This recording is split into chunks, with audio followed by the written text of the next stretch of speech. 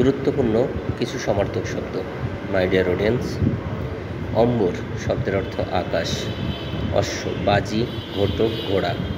অভিরাম মানে রমণীয়, অনিল বাতাস, অপলাপ অস্বীকার, আভরণ অলঙ্কার, আপন দোকান,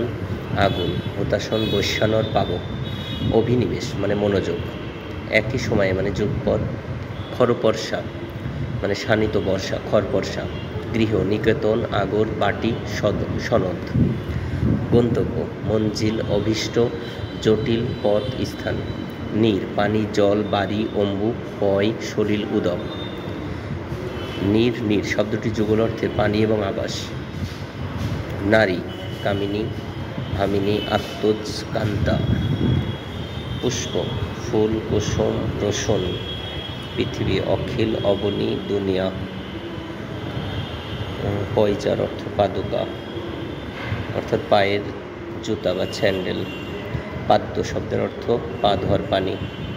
পাঞ্জেরি শব্দের অর্থ আলোকবর্তিকা, প্রভাত মানে সূর্য, এর প্রতিশব্দ সূর্যকিরণ, সূর্যকিরণ,